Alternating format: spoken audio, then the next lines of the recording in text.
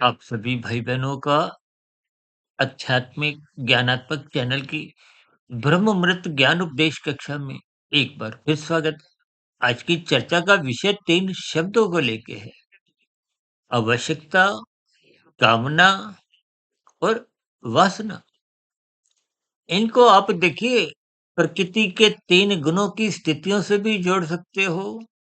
आपके हमारे 3 शरीर, स्थूल शरीर, सूक्ष्म शरीर, कारण शरीर से भी जोड़ समझते हो और इन 3 स्थितियों को अब प्रकृति के 3 गुण जो तमोगुण, रजोगुण और सतोगुण की स्थिति है। देखिए कहीं इनका अर्थ अच्छे दृष्टिकोण से आप यानी कि जैसे हम तमोगुण को 1, रजोगुण को 10, सतोगुण को 100 समझाते हैं। तो उस दृष्टिकोण से आवश्यकता को सतोगुण से जोड़ा जाता है। कामना को रजोगुण की एक प्रवृत्ति माना जाता है और वासना को कारण शरीर की एक निंदनीय स्थिति से जोड़ सकते हो। देखिए इन सभी स्थितियों को क्रमबद्ध तरीके से आप जितना ज्ञान पूर्वक समझोगे, यूं तो देखिए हम बार-बार कहते हैं ना तमोगुण 1, रजोगुण 10, सतोगुण 100। क्योंकि शास्त्रों में कहा गया ना तमोगुण से 10 गुना अच्छा रजोगुण है, रजोगुण से 10 गुना अच्छा सतोगुण है। देखिए शास्त्रों में जितने भी सूत्र रूपी, सिद्धांत रूपी बातें कही गई, उनके पीछे के अर्थ भावार्थ जब तक आपको हमें समझ नहीं आते, तो शब्दों के स्तर पर कुछ स्थितियां स्पष्ट उतनी हो नहीं पाती। यूं तो देखिए शास्त्रों में कहा गया तमोगुण की निंदा करो, रजोगुण की उपेक्षा करो और सतोगुण की एक प्रशंसा करो। यानी कि इन सभी स्थितियों को क्रमबद्ध ज्ञान पूर्वक जितना आप समझते जाओगे, उतना आप फिर सतोगुण से जुड़ते जाओगे। क्योंकि सतोगुण की ही प्रशंसा के लिए बार बार शास्त्र समझाते हैं, गुरु उपदेश देते हैं। शास्त्रों में जितनी भी स्थिति हैं, उनका निचोड़ यही है। इसीलिए तो शास्त्रों ने उसका सूत्र रूपी स्थितियाँ समझाई हैं और इन सूत्रों की हम देखिए विभिन्न स्तरों पर कुछ ना कुछ व्याख्याएँ करते हैं। देखिए तमोगुण की वैसे तो उस दृष्टिकोण से निंदा नहीं है, जैसे हम देखिए आपका हमारा शरीर एक पदार्थों का बना है, तामसी है, पृथ्वी, जल, अग्नि, वायु, आकाश। अब इनकी कोई उस दृष्टिकोण से तो निंदा नहीं। जबकि गीता में तो आपके हमारे सभी मनुष्यों के शरीरों को रथ की संज्ञा देते हुए इनकी एक महत्ता समझाई। ये तो आप नींद लेते हो, नींद तो देखिए भोगी भी लेता है, जोगी भी लेता है, रोगी भी लेता है। अब नींद की उस दृष्टिकोण से तो कोई निंदा नहीं। हालाँकि देखिए सभी स्थितियों में तमोगुण, रजोगुण और सतोगुण की स्थितियाँ आती हैं। सतोगुण को बार-बार शास्त्र एक विशेष स्तर पर लाभदायक स्थितियों से जोड़ते हैं और तमोगुण को हानिकारक स्थितियों से जोड़ते हैं। और रजोगुण की स्थितियों को देखिए बीच की स्थितियाँ, ना लाभ ना हानि। और अक्सर हम तो इस राजसी स्थितियों को एक समय की बर्बादी से भी जोड़ देते हैं। देखिए जब आपने लाभ नहीं कमाया, भले ही आप हानि से बच गए, लेकिन मनुष्य जीवन के महत्व को यहाँ पर हम जब लाभदायक स्थितियों में पहुँचाते नहीं हैं। देखिए आप कोई भी व्यवसाय करते हो, दुकानदारी करते हो, आप लाभ कमाने के लिए ही जाते हो। दुकानदार भाई जितने भी हैं, वो लाभ कमाने के लिए, कोई घाटे का सौदा नहीं करते। वो तो अलग स्थितियाँ देखिए जब कुछ घाटा कुछ व्यवसाय में होने लगता है। अक्सर लोग कहते हैं ना देखिए शेयर बाज़ार में मुझे पहले लाभ हुआ था, फिर मैं बराबर में आ गया था, फिर अंत में मुझे घाटा हो गया। अभी तो एक कहावत बनी है ना, जुआ किसी का ना हुआ। ये सभी स्थितियों के देखिए अलग-अलग स्थितियों में कुछ अर्थ समझने होते हैं। मात्र शब्दों की ही स्थितियों पर यदि आप और हम रुक जाते हो, तो फिर उनके अर्थ भावार्थों से आप और हम जो एक ज्ञान संदेश लेना है, वो आपको हमें समझ नहीं आता। हम बात कर रहे थे कि तमोगुण की निंदा इस दृष्टिकोण से कि ये जैसे हम कहते हैं ना लाल बत्ती पे रुको, यातायात के नियमों का पालन करो। यातायात के उल्लंघन जब आप करते हो नियमों का, तो वो निषेधात्मक स्थितियाँ हैं। धन के स्तर पर आपके फिर हमारे चालान कटते हैं। देखिए मानसिक स्तर पर तो आपको और हम कानून का उल्लंघन करते हैं या शास्त्र विरुद्ध पाप कर्म भी करते रहते हैं। देखिए, ये बहुत ही सूक्ष्म स्तर की स्थितियाँ हैं।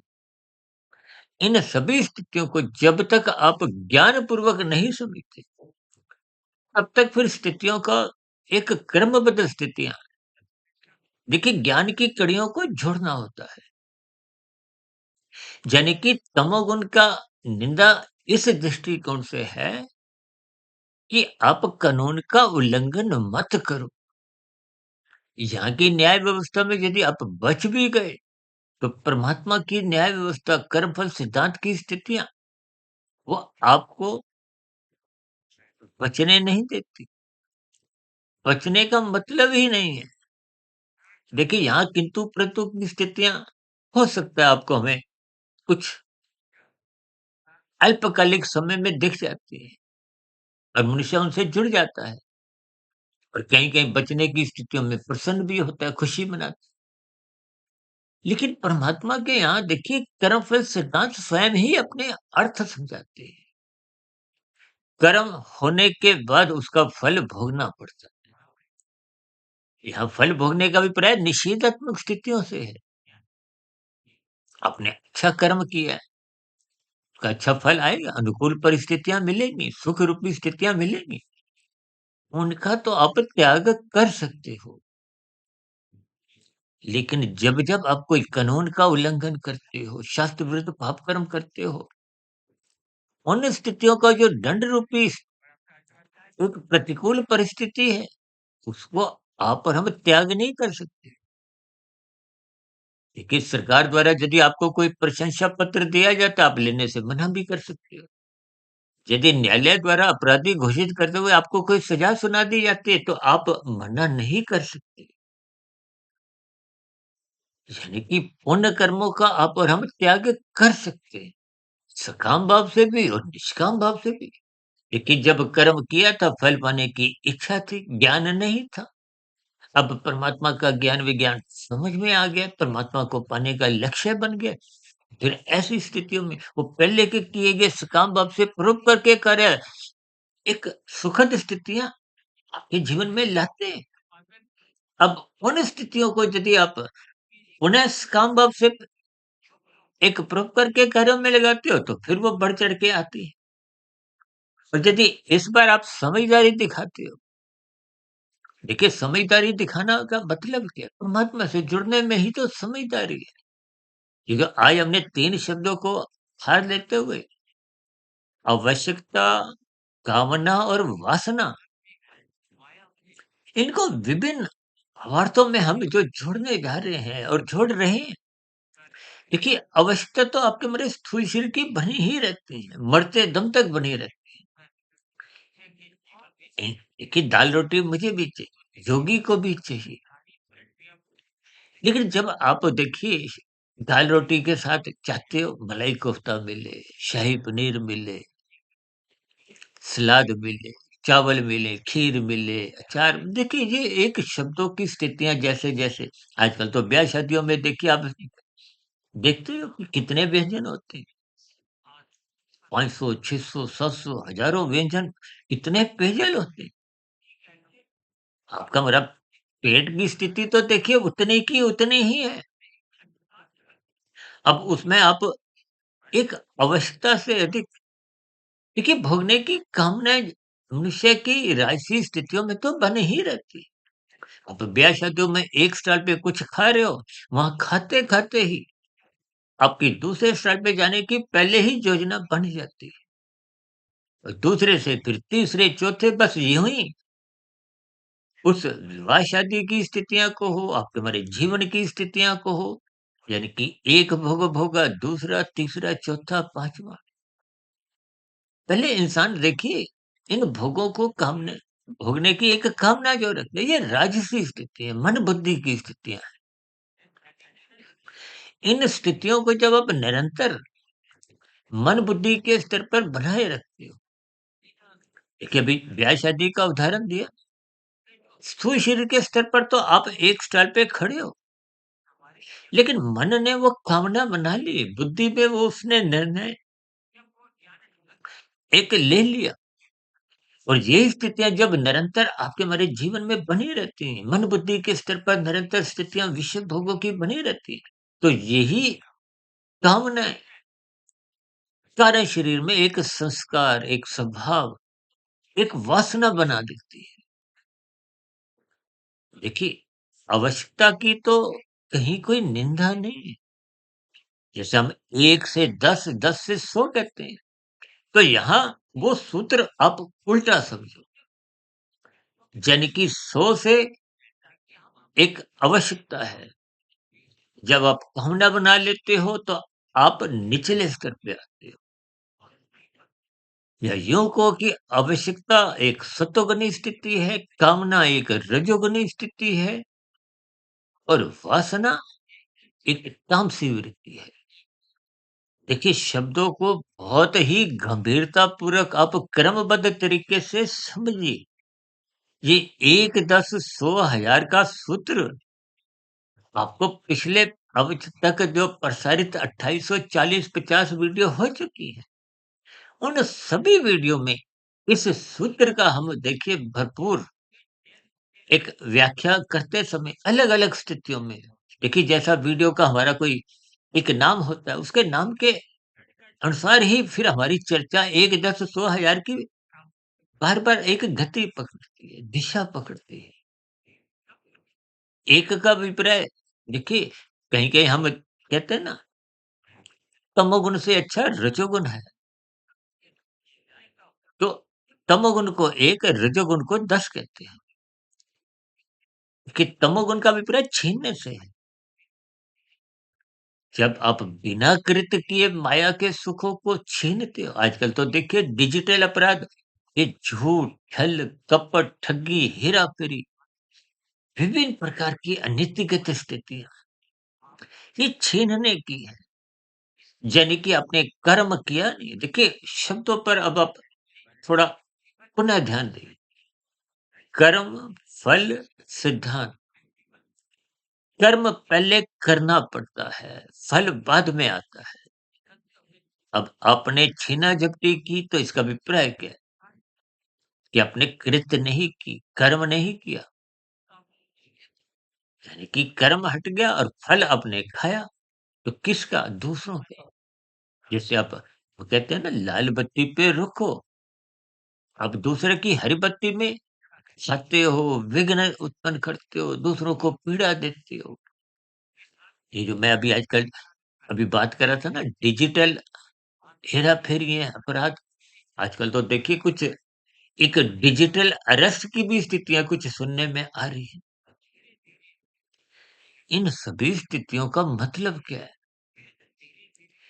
कि ये आप दूसरों के फल खा रहे हो। जब फल खा रहे हो तो प्रकृति तो न्याय करेगी, परमात्मा समदर्शी है। प्रकृति की व्यवस्था बिना न्याय किए छोड़ते ही नहीं। ये नीचे की जो 80 लाख प्रकार की तामसी निंदनीय कष्टमय योनियाँ हैं, इन योनियों के जीव कभी ना कभी आपके हमारे समान देखिए मनुष्य योनि में ही। इन्होंने भी कुछ छीना-झपटी करते हुए पाप कर्म किए, कानून का उल्लंघन किया, शास्त्र विरुद्ध यानी कि जब आप मनमर्जी से जीवन जीते हो तो कानून का उल्लंघन भी होता है, शास्त्र विरुद्ध तब कितने पाप कर्म होने लगते हैं, मनुष्य को सत्संग के अभाव में बोध ही नहीं हो। लेकिन ये सभी स्थितियाँ देखिए तामसी हैं, यानी कि छीना-झपटी। इसलिए तमोगुण से अच्छा गुण क्या है? रजोगुण। यदि आप संसार को भोगना चाहते हो, भोगो। हालाँकि भोगने की देखिए हम कोई उसकी कोई एक प्रशंसा नहीं कर रहे, एक बात का लयबद्ध स्थिति में समझाने की, तो उसकी एक व्यवस्था है। जैसे हरी बत्ती पे आप चलो, मना तो नहीं, लाल बत्ती पे मना है। यानी कि आप कर्म करो, कानून के अंतर्गत धन कमाओ, भले ही आप 6 घंटे नहीं, 8 घंटे नहीं, 10 घंटे मेहनत करो, 12 घंटे, 15 घंटे, 20 घंटे। सरकार भी मना नहीं करती, बशर्ते आप कानून के अंतर्गत आय कर दो, दूसरे को पीड़ा मत दो, दूसरे का हक मत मारो, प्रकृति के एक वातावरण को दूषित मत करो। यानी कि आप जितना भी अपना रजोगुण बढ़ाते हो, उसके लिए कर्म करो, यानी कि कर्म फल मिलेगा। वो अलग बात है, देखिए स्थूल शरीर की भोगने की एक सीमित स्थितियाँ हैं, ज्ञानेंद्रियों की, कर्मेंद्रियों की। तो देखिए किसी के पास ₹100 है, किसी के पास ₹1000 हैं, किसी के पास लाख, किसी के पास करोड़, किसी के पास अरब-खरब। अब ₹100 कमाने वाला भी देखिए नाश्ते में 1-2 परोठी ही खाएगा। 1000 वाला भी कुछ ऐसी ही स्थितियाँ में अपने आप को स्थित करेगा। अब जो करोड़ों, अरबों, खरबों हैं, वो कोई ऐसा तो नहीं कि वो 100, 200, 1000 परोठे खाएँगे। देखिए स्थितियों को आप समझिए। अब तमोगुण से अच्छा रजोगुण, बात आपको समझ में आ चुकी होगी।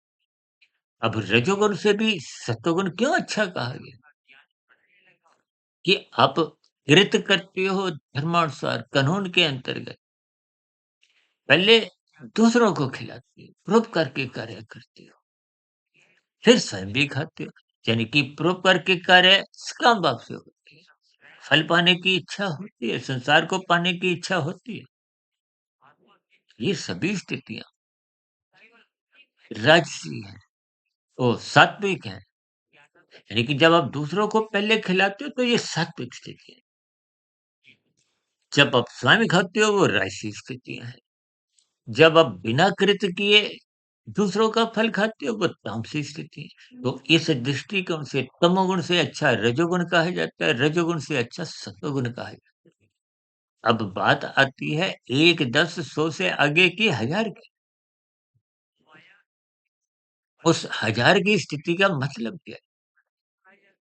कि जब आप परोपकार के कार्य निष्काम भाव से करते हो, तो फल पाने की अब कोई इच्छा नहीं है। संसार से आपका ज्ञानपूर्वक वैराग्य है।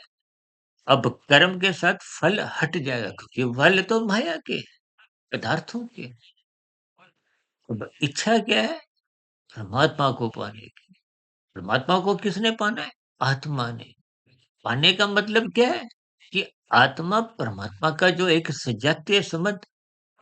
देखिए आत्मा ज्ञान स्वरूप है, परमात्मा आनंद स्वरूप है।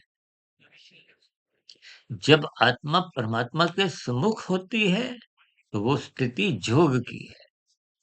इसी को ही गीता में भगवान श्री कृष्ण जी ने कर्म योग का नाम दिया। अब कर्म योग से आगे की स्थितियाँ ज्ञान योग, फिर भक्ति योग। ये योग की स्थितियाँ आत्मा और परमात्मा की सम्मुखता बनाती हैं। परमात्मा आनंद स्वरूप सत्ता है, तो योग में आपका मेरा ज्ञान फिर आवृत नहीं होता, कमजोर नहीं होता। यानी कि आपकी आत्म स्वरूप की स्थिति बनी रहती है। देखिए शास्त्रों में 3 स्थितियाँ एक माया की समझाई गई है। बल, एक विक्षेप और एक आवरण। ये तामसी स्थितियों की स्थितियाँ मल के समान है। मल की तो निंदा है। आप सुबह देखिए, उठने के बाद मल त्यागने की स्थिति में प्रसन्न होते हो कि मल एक निंदनीय स्थिति है। इसलिए उसका नाम देखिए शास्त्रों में भी मल कहा गया है कि तमोगुण की निंदा करो, बुराई से दूर रहो, अनीतिगत कार्य मत करो। ये आपका मतलब पतन करते हैं, अधोगति करते हैं। ये नीचे की योनियों में कब जाना पड़ता है जब आप इस मल रूपी स्थितियों में स्थित हो जाते हैं। अब इन सभी स्थितियों का मतलब क्या है? जैसे लाभ, लोभ, संग्रह की स्थितियाँ हैं। लाभ सात्विक वृत्ति है, लोभ राजसी वृत्ति है और संग्रह तामसी वृत्ति है। इसका मतलब क्या है? कि तमोगुण की निंदा, संग्रह से बचो। देखिए आप घरों में जब-जब जितने अधिक पदार्थ इकट्ठे करोगे, अलमारी में देखिए 50, 100 जोड़ी जब आप खरीद-खरीद के रख लाते हो, तो परेशान होते हो। भले ही कुछ क्षणों की खुशी मिलती है, अब ये पहनो, अब नया जोड़ा ये पहनो। लेकिन उस चुनाव की स्थिति में आपको में मन के स्तर पर कुछ एक विशेष स्थिति दुखदायी बनती है। देखिए, शब्दों की स्थितियों को आप जितना-जितना इन त्रिगुणात्मक स्थितियों से तोलोगे, तो वो अलमारी सजी-सजाई। देखिए, साल में ऐसे वस्त्र कितने ही अलमारी में टंगे रहते हैं, जिनका पूरा साल नंबर नहीं आता, वो मात्र टंगे ही रहते हैं।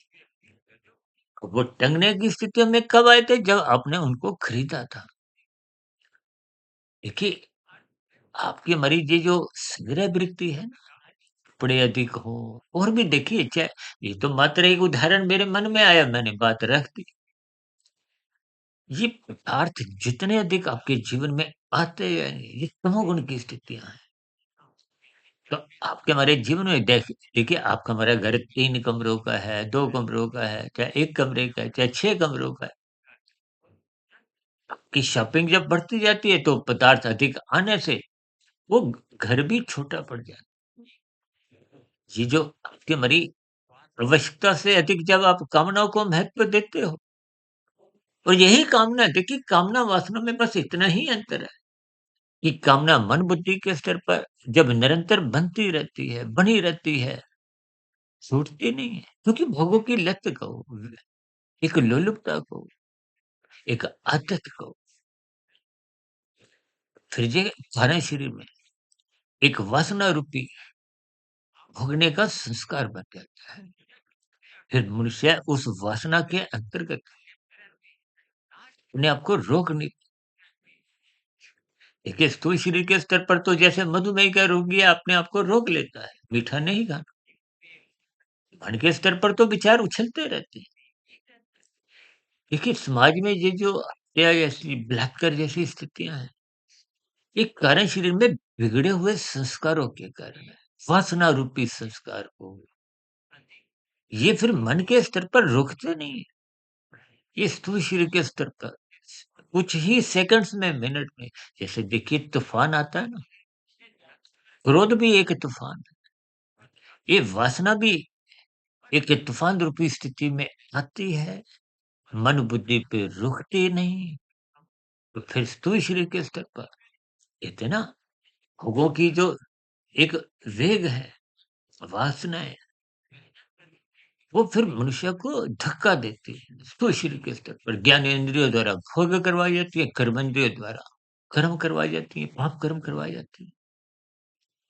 देखिए, इन सभी स्थितियों को आप और हम जितना-जितना ज्ञानपूर्वक समझेंगे, यानी कि आवश्यकता को 100% महत्व दो, कामना को देखिए कहीं-कहीं आप 10%। अब देखिए, फ़ॉर्मूल सूत्र तो वही है। अब इस सूत्र को 1, 10, 100 से ना लेके 100, 10, 1 की स्थिति, ये निंदनीय स्थिति है। यानी कि बुराई से नीचे हटो, पहले मन बुद्धि के स्तर पर, यानी कि पहले स्थूल शरीर के स्तर पर जब आप बुराई हटाते हो, मन में तो जागृत रहती है, फिर मन बुद्धि के स्तर पर हटानी होती है। फिर मन बुद्धि के स्तर पर मरते दम तक हटाते, हटाते, हटाते, हटाते जब कार्य शरीर में उसका बुरा संस्कार मिट जाता है, तो फिर वो पुनः मन बुद्धि में वरना नहीं आता, विचार नहीं आता, वृत्ति नहीं जगती। देखिए, 1, 10, 100, 1000 का मतलब ही ये बहुत ही एक गहन सूत्र है, जो परमात्मा की प्रेरणा से, गुरुओं के आशीर्वाद से, विशेष रूप से देखिए, स्वामी रामसुख दास जी का एक साधक संजीवनी ग्रंथ है, जिनको निरंतर पढ़ते रहने से देखिए, जब हम शोध की स्थितियाँ बनाते हैं, तो परमात्मा की, गुरुओं की कुछ विशेष कृपाएँ मिलने लगती हैं। उन स्थितियों का ही जब आप और हम एक सदुपयोग करते हैं, तो आपके हमारे जीवन में भी निखार आने लगता है। और ये स्थितियाँ जब आप अपने जीवन में अपनाओगे, तो आपके जीवन में भी एक सात्विकता मजबूत स्थिति में बनने लगेगी। फिर तो कहते हैं, ये जो अर्थ और काम है, इनको बिगड़ने मत दो। देखिए, संसार में आजकल ब्याह-शादी की स्थिति आप देखते ही हो। अर्थ और काम कितना बिगड़ा हुआ रूप है, प्री वेडिंग की स्थितियों में भी। तो ऐसी स्थितियों में देखिए, यदि धर्म की स्थितियाँ कमज़ोर होंगी, तो अर्थ और काम तो नाचेंगे। इसलिए धर्म को प्रथम स्थान पे रखा गया है। धर्म को, कर्तव्य को, सत्वगुण को। देखिए धर्म जब प्रथम स्थान पे रहेगा एक चौकीदार बन के, एक नियंत्रण के रूप। तो ये अर्थ और काम उस धर्म की चारदीवारी को लाँघते नहीं है, तोड़ नहीं सकते। और यदि दीवार ही कमज़ोर होगी, यानी आपका मेरा धर्म कमज़ोर स्थिति में है, तो फिर ये अर्थ और काम धर्म की परवाह नहीं करते, उल्लंघन कर जाते हैं। आजकल देखिए धनी लोगों के बीच में कुछ ऐसी ही स्थितियाँ, प्री वेडिंग की स्थितियाँ और भी देखिए कि हमारे घरों में भी जब एक मर्यादित स्थितियों को आप और हम कमज़ोर करते हैं। ये कमज़ोर कब होती है? कि जब आपका हमारा सत्संग श्रद्धापूर्वक नहीं होता, गुरु के प्रवचनों को आप अधर नहीं देते, शास्त्रों का स्वाध्याय नहीं करते और सबसे बड़ी बात आप ब्रह्म मुहूर्त में जब उठते नहीं, तो फिर स्थितियाँ दिन में राशि स्थितियाँ नाचती हैं। ये अवस्था तक सीमित नहीं रहती। आजकल देखिए ब्याह-शादियों की बात तो दूर, आजकल तो रेस्टोरेंट में भी बफ़े सिस्टम आरंभ हो गया है। अभी खाने की देखिए कोई बाधा नहीं है, खुली छूट है, जितना भी खाओ, ये खाओ, वो खाओ। तो ये सभी स्थितियाँ देखिए आवश्यकता की नहीं है, ये कामना की है। यही कामना वासना बन जाती है। देखिए स्थूल शरीर के स्तर पर आवश्यकता होती है, मन बुद्धि के स्तर पर कामनाएँ होती हैं और यही कारण शरीर में जब एक बुरा संस्कार बन जाती है, वो वासना का रूप धारण कर लेती है। देखिए इन सभी स्थितियों पर आप जितना स्वयं भी चिंतन करते जाओ, तो माया का खेल कहो, प्रकृति के 3 गुणों की स्थितियाँ कहो या शास्त्रों में जो सूत्र रूपी बातें कही हैं, उनकी कड़ियाँ जुड़ने लगेगी। इसीलिए धर्म को प्रथम स्थान में रखते हुए बार-बार कहा गया है, सत्संग करो, सत्संग करो। जो मनुष्य सत्संग नहीं करता उसके जीवन में पशु वृत्तियाँ पनपने लगती हैं, नाचने लगती हैं। ये अर्थ और काम नाचने का अभिप्राय ही है। धर्म कमज़ोर है, सत्संग कमज़ोर है, ब्रह्म मुहूर्त में आप उठते नहीं, गुरु के प्रवचनों को सुनते नहीं, शास्त्रों का स्वाध्याय करते नहीं, तो ये सभी कमज़ोरियाँ ही आपके हमारे दिनचर्या में, संसारी स्थितियों में, ये कामनाओं, वासनाओं की ही छलांगे लगाती रहती है। इन सभी स्थितियों को आप और हम जितना-जितना ज्ञानपूर्वक समझते जाएँगे, यानी कि अवस्था की निंदा नहीं, आवश्यकता कहो, लाभ कहो, सत्वगुण कहो, धर्म कहो, कर्तव्य कहो, इनकी प्रशंसा करो, ताकि हमारा मिला हुआ जीवन सात्विक बने। सात्विक नींव जितनी मजबूत होगी, तो उतनी ही कर्म योग, ज्ञान योग, भक्ति योग रूपी स्थितियाँ बनने की संभावनाएँ बनेंगी।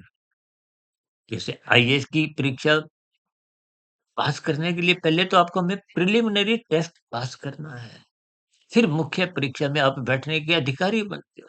यानी कि जब सत्वगुण मजबूत नहीं है, ब्रह्म मुहूर्त में आप उठते नहीं, गुरु के प्रवचन सुनते नहीं, शास्त्रों का स्वाध्याय करते नहीं, तो कहीं न कहीं ज्ञान की कमजोरी बनी रहती है।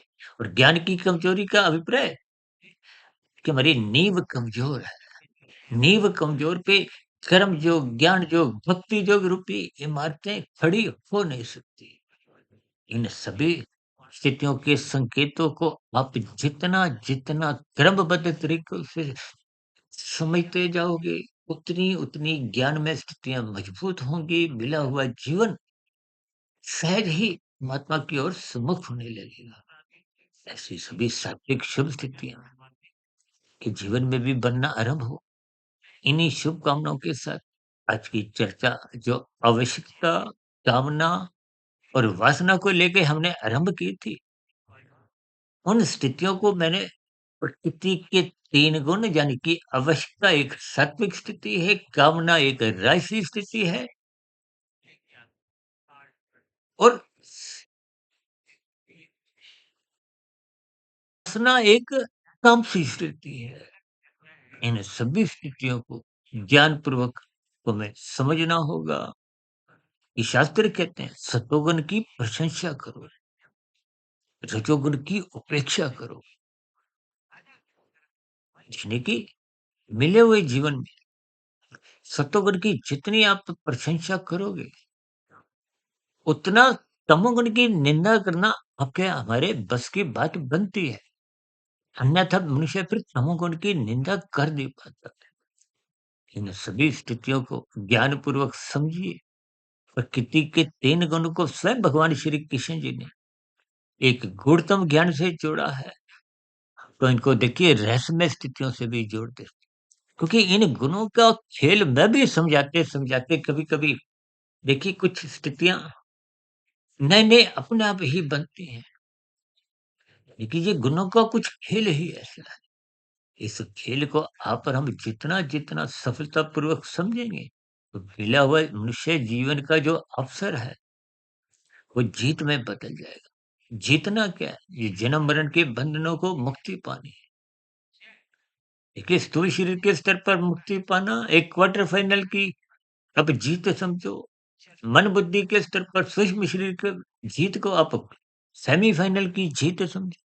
कारण शरीर को जीतने का मतलब आप आत्म स्वरूप स्टेट में स्थित होगे, तो आपने फाइनल मैच भी जीत लिया, यानी कि जीवन को जीत लिया, यानी कि मायातीत की स्थिति को प्राप्त कर। ऐसी सभी शुभ स्थितियां ये हमारी सबकी बने, इन्हीं शुभकामनाओं के साथ चर्चा विषय का अब यहीं विराम देते हैं। दिन में आध्यात्मिक ऑक्सीजन के अंतर्गत लघु ज्ञान कक्षा में और शाम को सर्व कल्याण वृक्ष के अंतर्गत प्रश्नोत्तर ज्ञान कक्षा में या साधारण संसारी स्थिति पे और कल सुबह फिर मिलेंगे ब्रह्म मुहूर्त ज्ञान उपदेश कक्षा में। इन्हीं स्थितियों में आप सुधीर भाटिया फकीर को कहते हैं। फिर भी वीडियो संबंधित कोई बात आपको समझ नहीं आई हो, आपके मन में प्रश्न हो, कोई मेरी कही गई बातों पर आपकी कोई आपत्ति हो, तो नीचे दिए गए कमेंट्स बॉक्स पर आपके प्रश्नों का, सुझावों का और शिकायतों का सदा ही स्वागत है। चर्चा विशेष को ध्यानपूर्वक सुनने के लिए आप सभी भाई-बहनों का बहुत-बहुत धन्यवाद।